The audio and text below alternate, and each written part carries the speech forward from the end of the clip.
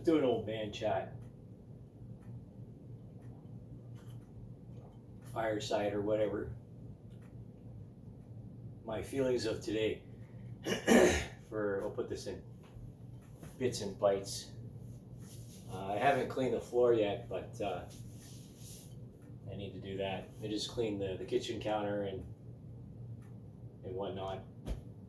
After having a very aggressive chess game with a young man, and you know, I called him a greedy motherfucker because he was just always assertive and aggressive, and just this attitude that can be read after you play thousands of chess games. You can predict, and you can psychologically assess the person through a chess game because of how much time they take, and you can figure out how smart they are. There's a lot to be said about chess in general. An ancient game, and I'm second in my league right now, the Elite League. Next is Legendary, and the person on top of, actually the organization on top of me, is the Bright Star Chess Club.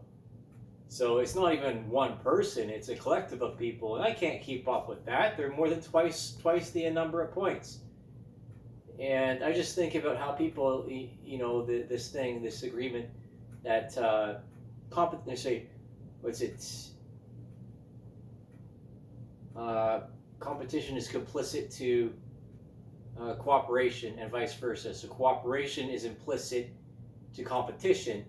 So when we don't play by the same rules, we all become slaves, right? We all become dominated, and somebody dies, or a portion of people dies, or the soul, soul metaphysically, if you want to put it like that, in classical understanding, dies because you kill the very essence of that person, because they don't want to play anymore. The joy of the joie de vivre de personne, so is gone, right? The joy of life inside the person and of the person.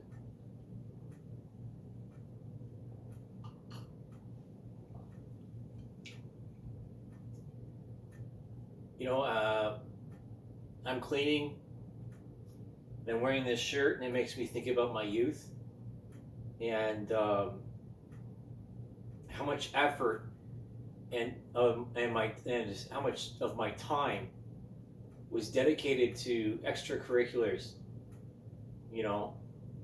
High school is one of the toughest times in a lot of people's lives. And I was in the bands.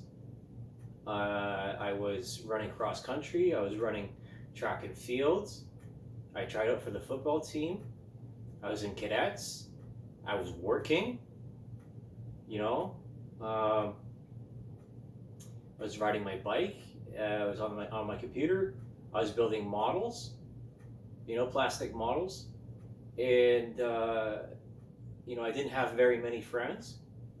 And I have many acquaintances now, but I have very few close friends in my current life, and because of the circumstances of our living, the living standards have decreased immensely. And this is not anything I haven't said before, but again, I'm commenting on the Guardian article about failing banks in the United States, and how the predators of the finance system. And I mentioned this stuff about this in Financial Warfare: The History of Propaganda. That there's just people out there that are fucking greedy Jews. I'm just gonna say it. I'm gonna put it right on fucking YouTube. I don't care. I'm an artist. I'm gonna say what I'm gonna say because I'm gonna speak for people that don't have a voice. There's greedy Christians as well. There's greedy Buddhists. There's greedy Sikhs. There's greedy Hindus. There's greedy Taoists. There's greedy natives. greedy pagans, there's greedy Africans, there's greedy South Americans. You know, it's just that there's a historical pattern between greed and Judaism. There is, and this lust for power. You know, the kismet gone wrong. The path to hell is paved with good intentions. The very worst of us comes from a religious elitism. And that's the truth, right? I think about, you know, all these people, you know, that were on the internet, and you know how the worst aspects of trolling culture, which, you know, Peterson mentions, and there is a point to that, you know, that bullying, right, comes from ignorance and of a lack of acceptance, but also jealousy out of an immutable quality of a person, right? What do you think about that? I think that's a pretty sound statement. Because if it wasn't, then I wouldn't say it. And the most reasonable of us doesn't get listened to. We get silenced in the face of mediocrity. And it's so hard as an artist to escape the mediocrity, right? It's always, you know, I remember, and I might have mentioned this, I might have not, with the art talks, you know, this search for authenticity, this search for acceptance and recognition, and, you know, the relationship between the merchant and the creator, right? The creator, and I have this attitude as well, because, you know, I have the talent, I have the time. If I can get the materials, what need do I have of money? Money is the root of all evil. This is the truth. It tells you that in the Bible. It tells you in other religious texts too. Because if there's no appreciation or respect for our fellow human beings, then we just genocide each other. We go back. We degenerate back into being monkeys. And this is why I can't stand the fucking banks. I can't stand the financial sector. I can't stand the insurance business. And, you know, my father, he fights for people day in and day out, and he's near 70 years old. And he wanted to leave this data bank, this you know, huge library of personal files and cases and policies and premiums. And I look at it, you know, and I can understand why he's so burnt out sometimes, because, you know, all these people, even the very rich or the very poor, or the companies that he gives consultation to for financial planning or you know, life insurance even, which is what he's been doing for a long time. You know, what's the point? It's the hardest sale in the world, right? Is insurance. Why would I need that, right? Because how do you sell something to someone that doesn't think forwardly? You know, how do you find the stupidest person in the room? They're the loudest, and they keep acting in this attitude of, don't tell me what to do. I know what to do. Don't tell me what to do. I know what to do. Right? Without proving it.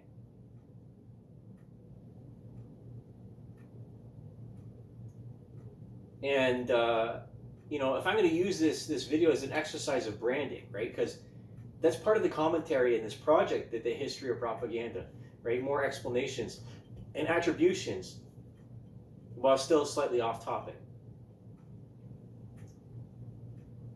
That, you know, in my opinion, we all need to slow the fuck down.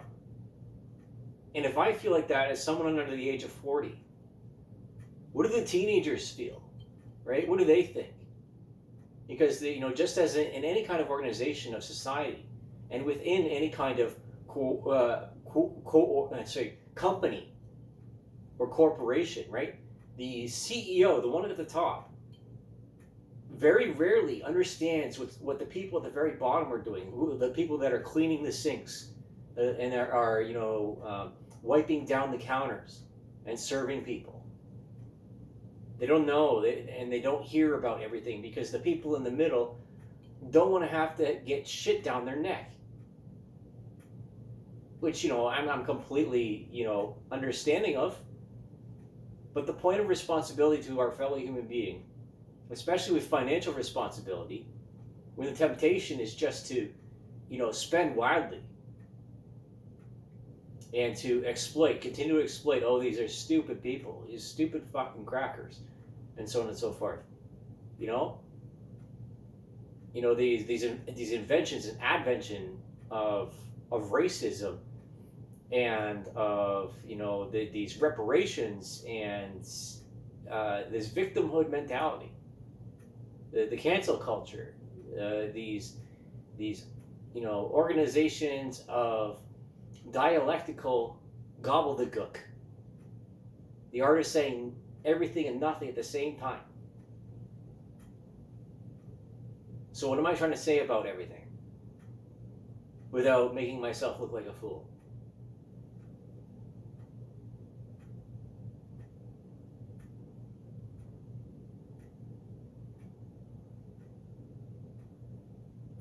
Sometimes I just rather polish the sink.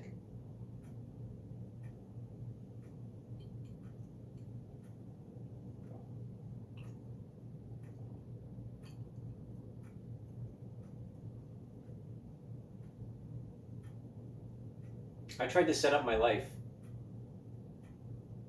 in my teenage years for an exercise of delayed gratification.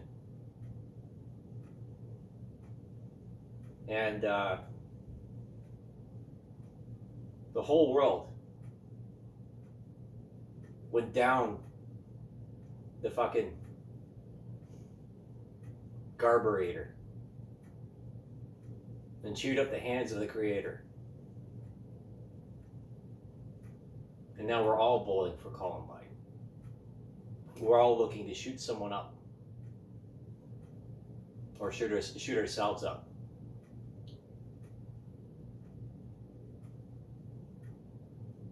Did you ever get tired of being angry? I don't like being angry.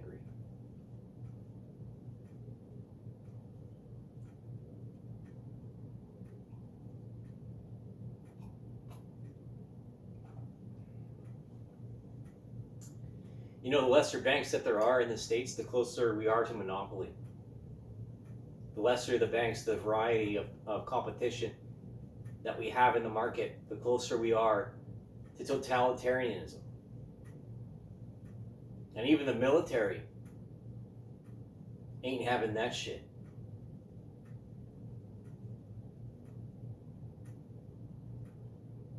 And I think about people in civilian life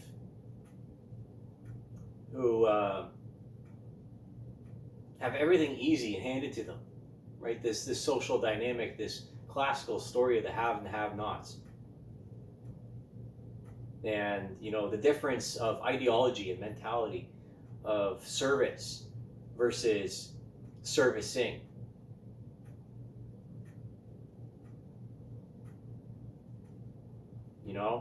I know there's, I think of Andrew Tate and his comment and other people's comments that you're a fucking idiot if you ever join the military.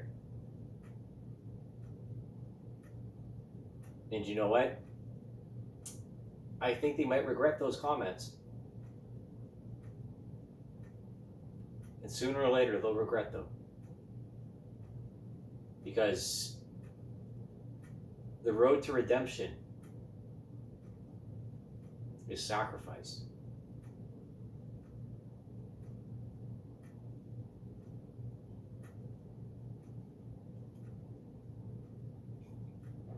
You have to spend money to make money.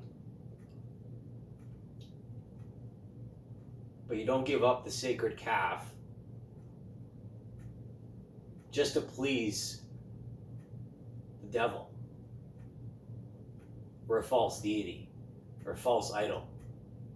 You don't build an effigy and burn it despite the face of God or spite the face of authority, because, the grass is not greener on the other side.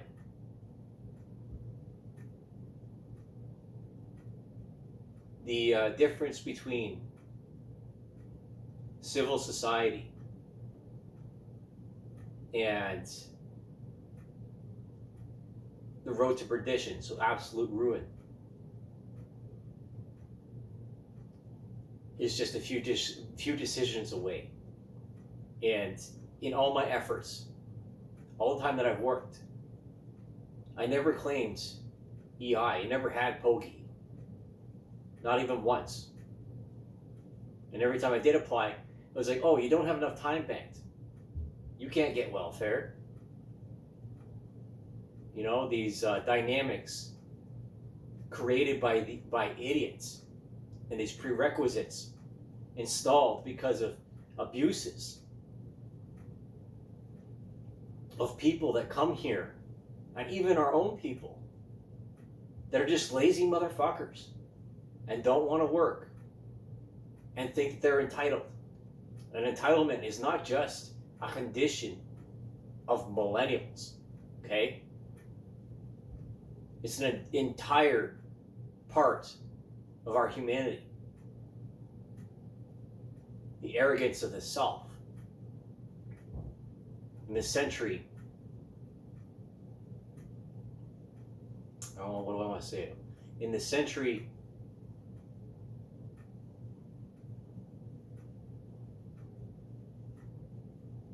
if I were to call this, what would I call this century? I'm thinking about Edward Bernays.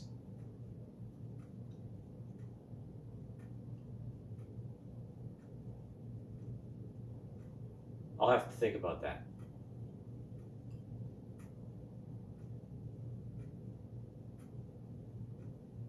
That's how I feel today.